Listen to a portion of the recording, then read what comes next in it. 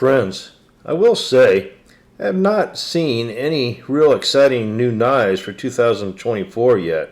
So I went down to our local Bass Pro to see if they had anything new that would have me wagging my tail in excitement or scratching my bass in disappointment.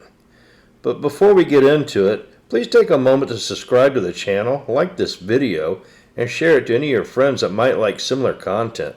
It's what keeps the channel going. Thank you. So back behind the hunting section was the knife displays, and the first knives up were the SOGs.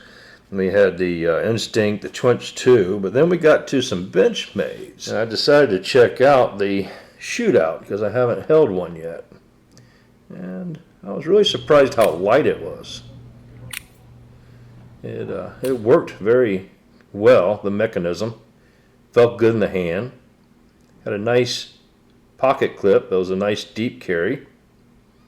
And like I said, had a tanto shaped blade that has a little bit of a belly on both of the edges. But it wasn't real hot on that switch right there. I thought it looked a little bit cheap. And for $315, well, I told them they could put that back in the display. I wasn't real thrilled about that. Here's the bug outs and the mini bug outs. I thought they were a little pricey for a mini knife. And then the next is the bailouts. And those two. There is a Otto Osborne, a Crooked River in the back, Mini Freak there in the middle, and some more of these SOGs. Now, I just never was real excited about those SOGs. A lot of different models. I know they're a presence in the knife community, but nothing really there that floats my boat. But I did see this Redoubt right here, Benchmade Redoubt. Now, it is a good looking knife with its drop point blade, gray grivery handles with a forest green insert. It's got a 3.5-inch blade that really works out pretty nice. It's a CPN D2 steel, and the whole thing weighs 3.7 ounces. And $180, that's not too bad a knife. I would have got this if they had a new one in the box, but they only had the display one here, and the guy didn't have the box for it. Next up is the orange tagged out, the original one, which I am a big fan of. You should check out my videos on that knife. Great knife.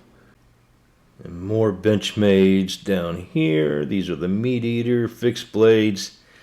Kind of pricey, I'd say, for what you get. There is a Claymore back there. Never cared for that one too much. Some more fixed blades. And some more of these SOGs. Next up is the Kershaw display.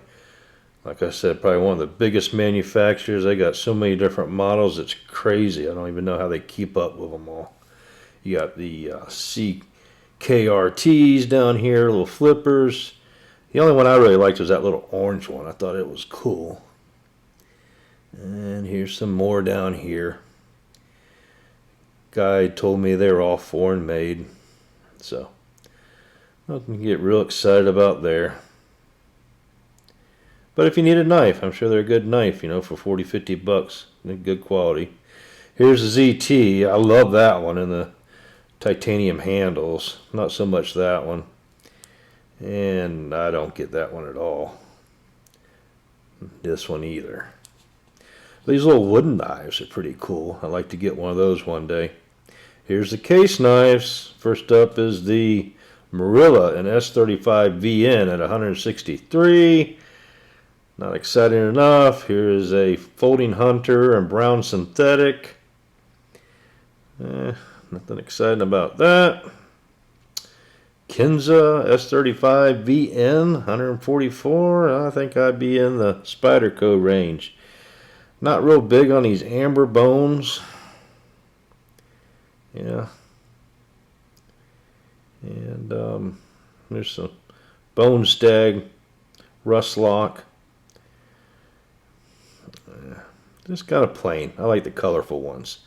Now, this one here, I've been meaning to get a synthetic sod buster, and for $34, I should have just went ahead and picked it up, but I didn't. And I don't really care for those kind of handles on that.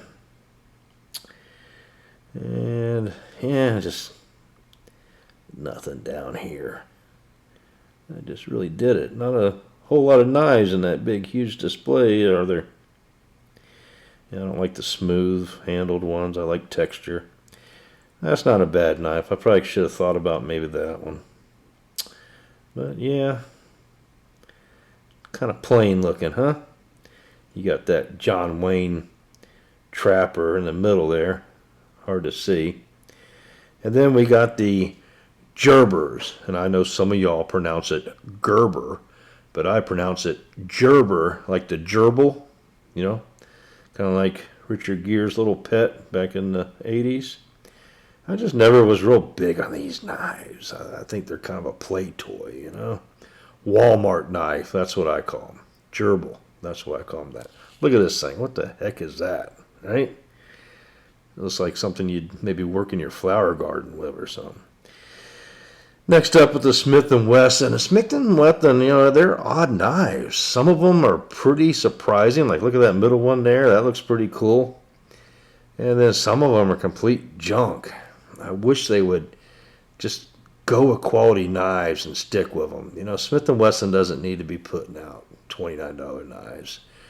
There's some house brand stuff. There's some more Smith & Wessons over here.